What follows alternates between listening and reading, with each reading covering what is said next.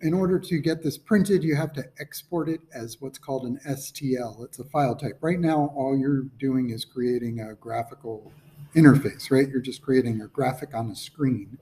The 3D printer doesn't understand that language. You have to export it into what's called an STL, which is the language 3D printers understand, which I'll explain more eventually. This is a nice one that Yolanda made last semester with her 6 creative elements. It said something about herself. So I'm going to just use that one as my example. And you want to go to the export command. So you'll notice if I don't have anything selected, by default, it just chooses everything in the design. But if I only select, say, the Yolanda, when I export by default, it goes to the selected shape. And the problem with this is sometimes that's what you want. You have a bunch of stuff and you only want to export something you select, a part of your design. But in this case, that is not what we want, probably.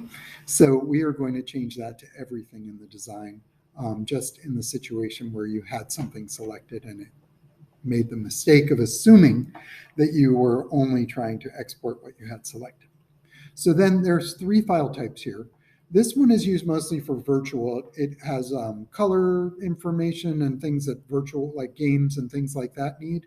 For our purposes right now, that is not necessary. I want to print this, and it's not a good file type for the 3D printer.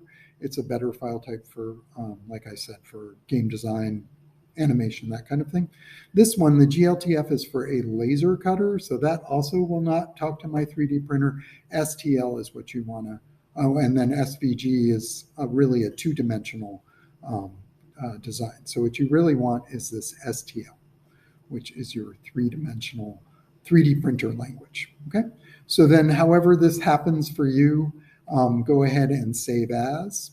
And then what you're going to want to do is you're going to want to go to your folder and create a new folder and call it 3D. Go in OneDrive, create a 3D design folder, industrial design folder, right? Just do it here. And then inside there, create one called Tinkercad.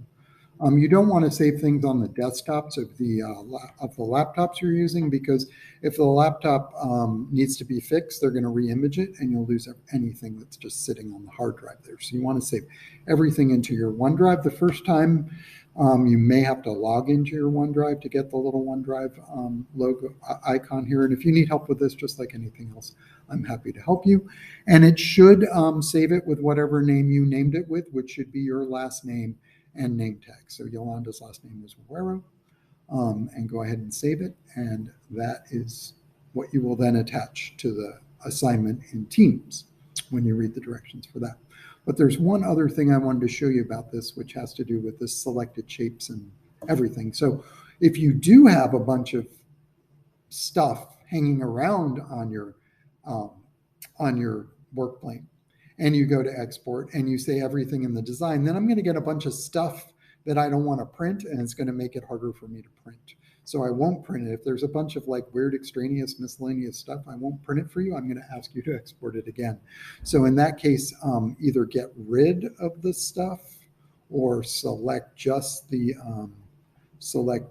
name tag and export it. But probably the easiest thing to do is just get rid of the stuff and then export. Okay.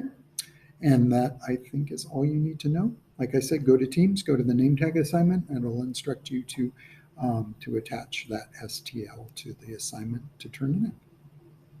Congratulations.